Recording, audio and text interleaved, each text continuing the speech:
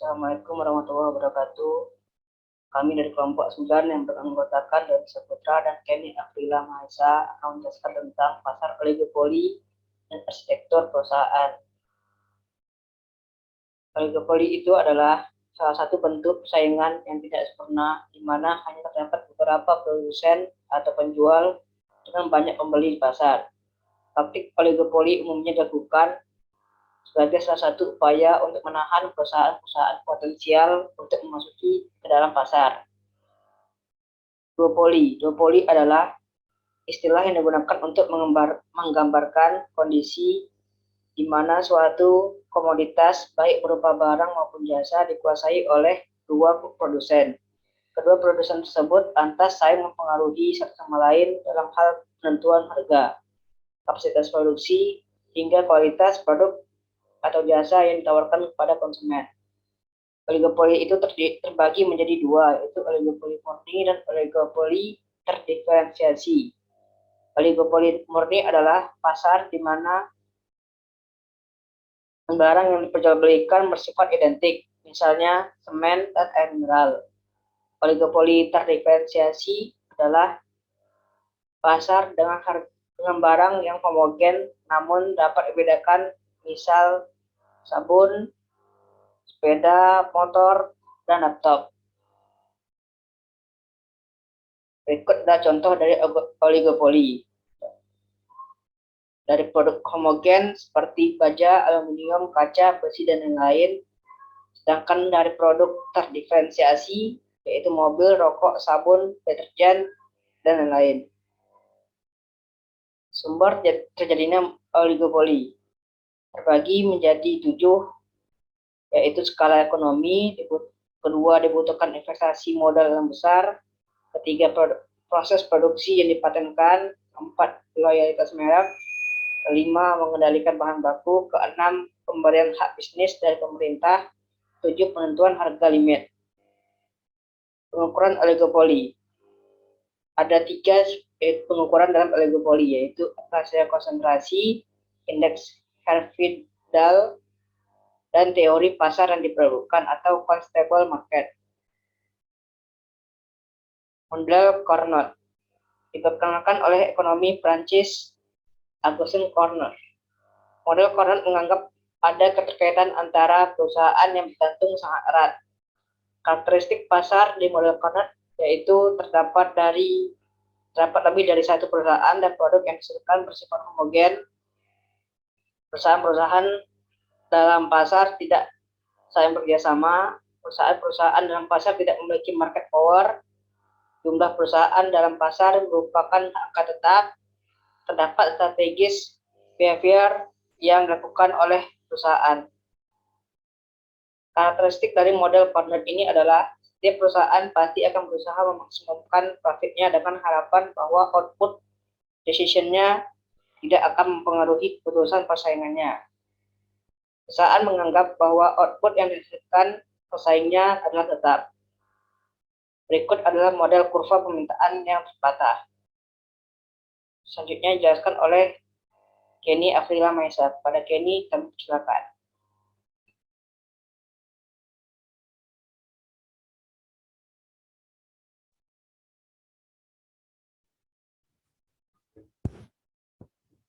Oke, selanjutnya saya akan melanjutkan pemaparan materi tentang kesepakatan kartel. Sebelum itu, saya akan menjelaskan apa sih itu kartel.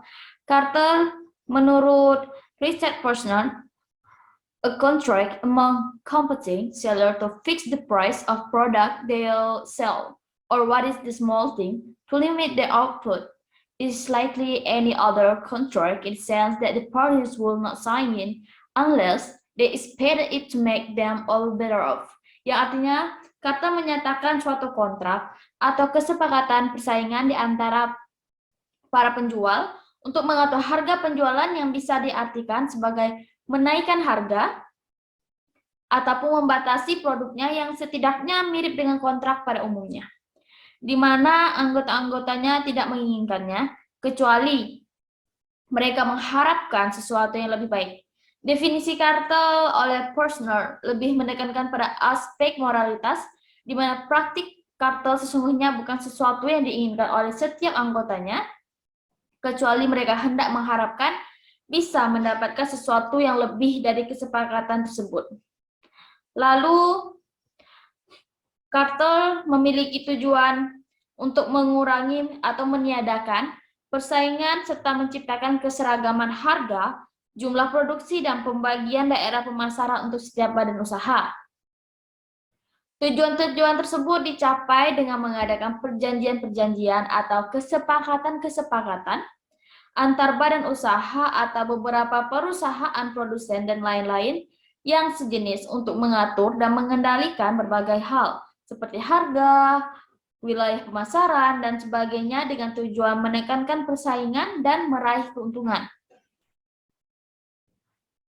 Keuntungan dari kesepakatan kartel ini adalah yang pertama, ada kedudukan monopoli dari kartel di pasar menyebabkan kartel memiliki posisi yang baik di dalam menghadapi persaingan. Yang kedua, risiko penjualan barang-barang yang dihasilkan dan risiko kapital para anggota dapat diminimalkan karena baik produksi maupun penjualan dapat diatur dan dijamin jumlahnya.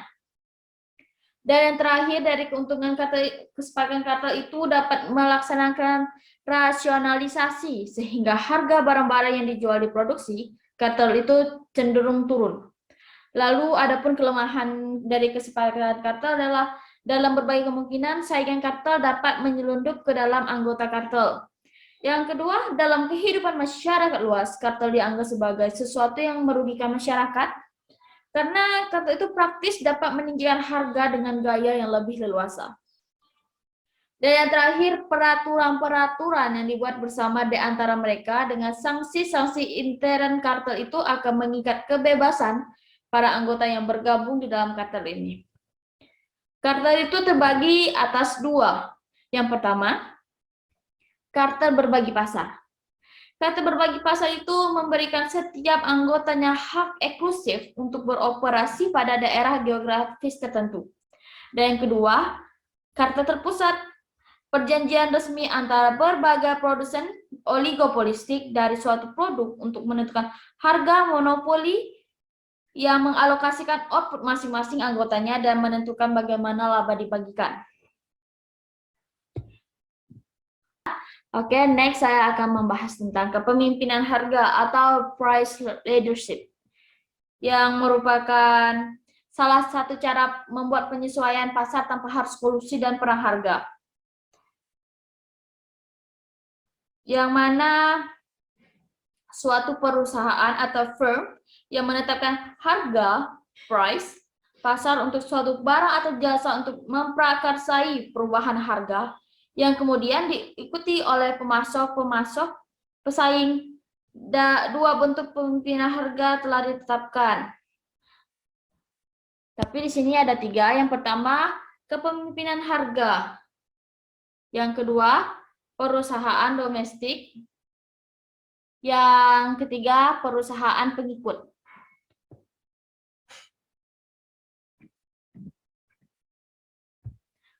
Perusahaan yang pertama, kepemimpinan harga. Perusahaan yang diakui pemimpin harga melaksanakan perubahan harga dan kemudian persaingannya dalam industri dengan cepat mengikutinya. Yang kedua ada perusahaan barometrik, yang mana di sini dijelaskan tentu terbesar, dominan, atau perusahaan biaya terendah di industri. Kurva permintaan didefinisikan sebagai kurva permintaan pasar dikurang pasokan oleh para pengikut. Lalu ada perusahaan pengikut, mengambil harga pasar seperti yang diberikan dan berperilaku sebagai pesaing sempurna. Oke, selanjutnya ada kurva. Di sini ada kurva price leadership tentang kurva kepemimpinan harga. Lalu di slide selanjutnya ada implikasi efisiensi oligopoli. Seperti halnya monopoli, harga biasanya terjadi di atas LAC sehingga laba dalam pasar oligopolistik bisa tetap ada dalam jangka panjang karena ada hambatan masuk ke pasar. Yang kedua, oligopolistik biasanya tidak beroperasi pada titik terendah kurva LAC mereka.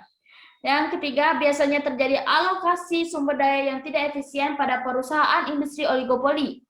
Yang keempat, ketika memproduksi barang terdiferensiasi, mungkin akan terlalu banyak uang untuk pembuatan iklan dan perubahan model. Lalu di sini ada model maksimasi penjualan. Di sini dikatakan oleh William Bauno, rumusan dari model maksimasi penjualan adalah manajer berusaha untuk memaksimalkan penjualan setelah memastikan bahwa tingkat pengembalian yang memadai telah diperoleh, bukan untuk memaksimalkan keuntungan atau penjualan dan atau pendapatan akan maksimal ketika perusahaan memaksimalkan menghasilkan kuantitas yang menetapkan penerimaan marginal sama dengan 0. Lalu di sini kami tunjukkan kurva. Lalu selanjutnya, perkembangan oligopolis global. Yang pertama, terjadi kecenderungan bagi lahirnya oligopolis global yang semakin cepat karena banyak perusahaan besar dunia semakin bertambah besar akibat pertumbuhan internal dan merger. Lalu yang kedua, sektor yang sedang berkembang. Yang pertama ada perbankan internasional, yang kedua industri hiburan dan komunikasi, yang ketiga produk-produk sehari-hari seperti makanan, obat-obatan, elektronika, dan pesawat terbang komersial. Di sini dikatakan sebuah perusahaan bisa saja merupakan monopolis di pasar nasional, akan tetapi pada saat yang sama akan menghadapi persaingan dari oligopolis global yang lebih besar dan efisien. Lalu di slide selanjutnya, arsitektur perusahaan yang ideal. Beberapa arsitektur perusahaan ideal itu yang pertama, perusahaan perusahaan ideal berkonsentrasi pada kompetensi inti dan mensubkontrakkan seluruh aktivitas lainnya. Yang kedua, perusahaan ideal adalah organisasi pembelajar. Yang ketiga, perusahaan yang ideal akan mengoperasikan pabrik atau perusahaan dengan benar-benar efisien. Lalu yang keempat, perusahaan ideal mengkombinasikan fisik dan maya dengan tanpa halangan. Dan yang terakhir, perusahaan yang ideal adalah perusahaan yang bisa dengan segera bereaksi atau real-time enterprise. Lalu selanjutnya, di sini saya menjelaskan tentang perusahaan maya atau virtual corporation. Jaringan kerja temporer, perusahaan independen, ada pemasok, pelanggan, dan bahkan pesaing yang bergabung bersama dengan kontribusi kemampuan intinya masing-masing untuk secara cepat mengambil keuntungan di pasar. Syaratnya, yang pertama, perusahaan maya harus dibentuk oleh rekanan yang dapat diandalkan dan terbaik di bidangnya. Yang kedua, jaringan kerja harus melayani keinginan untuk semua rekanan dalam kondisi yang menguntungkan. Yang ketiga, setiap perusahaan harus memberikan orang yang terbaik dan terpandai untuk jaringan kerja. Yang keempat, tujuan jaringan kerja harus jelas. Dan yang terakhir ini, jaringan kerja tersebut harus membangun infrastruktur komunikasi yang terintegrasi antara setiap perusahaan. Oke, yang terakhir, kami akan membahas tentang relationship enterprise. Relationship enterprise adalah jaringan perusahaan yang independen yang membentuk aliansi strategis untuk membangun kapabilitas bisa hadir secara geografis yang dibutuhkan untuk menjadi pemimpin global di bidangnya. Lalu, relationship enterprise lebih bersifat jangka panjang, keterkaitan lebih stabil dan lebih luas daripada perusahaan maya. Contohnya, industri pesawat, udara, penerbangan. Oke, terima kasih. Kami, Doni Saputra dan Keneva Mahesa, minta maaf jika ada kekurangan dalam penyampaian materi yang kami paparkan untuk hari ini dan kekurangan dalam presentasi yang kami ajukan dan PowerPoint kami yang sedikit berantakan. Atas perhatiannya kami ucapkan terima kasih. Wassalamualaikum warahmatullahi wabarakatuh.